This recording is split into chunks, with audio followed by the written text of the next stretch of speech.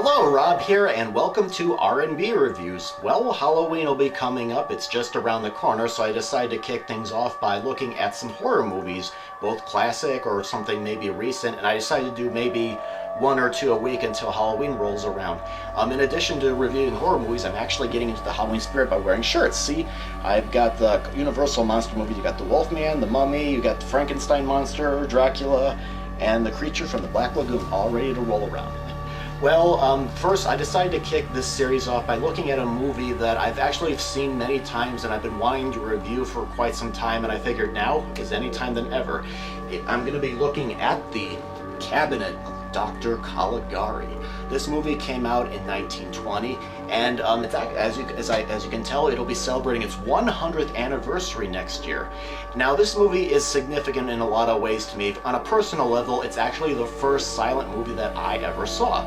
Now, I must have been in middle school when I first saw it. I was just channel surfing one day, and I turned on to a local PBS or public broadcasting system station. I found out I was about 10 minutes into it, and I was hooked right up until the end. I mean, I had heard of silent movies, and even my mom had a book that had stills from like Phantom of the Opera and Way Down East and a bunch of other movies, but it never clicked with me that these movies were silent with just, music and title cards and everything until I actually saw one of these movies. So I'm not quite sure why it held my attention at such a young age. I don't know if it was the imagery or the suspense of this movie, or the fact that I was actually watching a silent movie for the first time. I don't know. The Cabinet of Dr. Caligari is a German psychological and thought-provoking silent film about Francis. He's a young man who visits a traveling fair that just arrived in his hometown.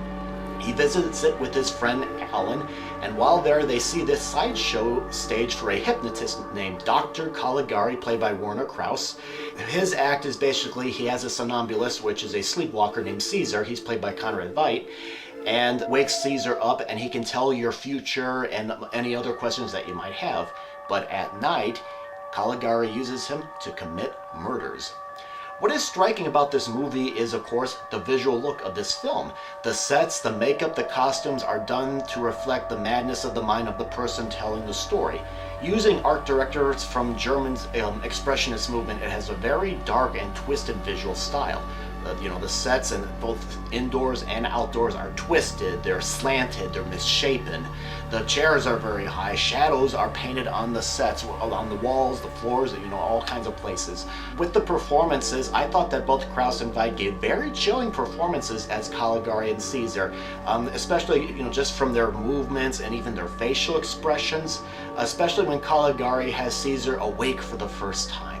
Now, some say that the acting may be over the top, but keep in mind, that these actors had to convey emotions visually. And since these films, of course, would be shown to different countries with different languages, everybody can understand a feeling or a mood in, doing it visually. The movie itself, I've seen it quite a number of times, and it always keeps me on the edge of my seat and always keeps me guessing. It has twists and turns that you may not see coming, and although I see this movie more as a horror movie, some have made the argument that this is actually an anti-authoritative film, with Dr. Caligari representing the German war government, and Caesar represents the conditioned man, like soldiers are trained basically to kill. Which does kind of make sense since this movie did come out at the end of World War I, and I found out that the writers of the movie were actually pacifists. Now, what could be said about this movie that hasn't already been said? It's been called the first horror film, it's been called the first art house film. You can definitely sense its influence in horror movies, especially with the Universal monster movies that came out in the 1930s and the 1940s. Like, for example, terrible things will happen if you visit a traveling fair, like you see in Murder in Rue Morgue with Bela Lugosi, or The Wolfman with Lon Chaney Jr. The wooden box that the pale and darkly dressed Caesar lays in kind of reminds me of Dracula with Bela Lugosi. Or when Caesar is love-struck with the leading lady of the film, instead of killing her, he abducts her, kind of like Frankenstein with Boris Karloff. And of course, I can see how this influenced Tim Burton with some of his work as well. I think The Cabinet of Dr. Caligari is a must-see movie for all kinds of movie audiences, including not only silent films, but horror, mystery, suspense, and even thought-provoking and complex art house movies. I think that for a movie that's soon to be 100 years old, it still packs a very scary and chilling punch. The visuals are great, the performances are great, and I think that this movie is still compelling. Alright, well that's my take on The Cabinet of Dr. Caligari. If you have seen this movie, what did you think? Or if you have not seen the movie before and you're going to go look at the movie itself, feel free to come back and post your comments about what you thought about it. Thank you, and of course you can also look at movies that are playing in the movie theaters, as well as look at other movies you can watch at home, both horror movies and other genres. And if you're interested, please consider being a subscriber, and of course please like the video. Thank you very much for watching.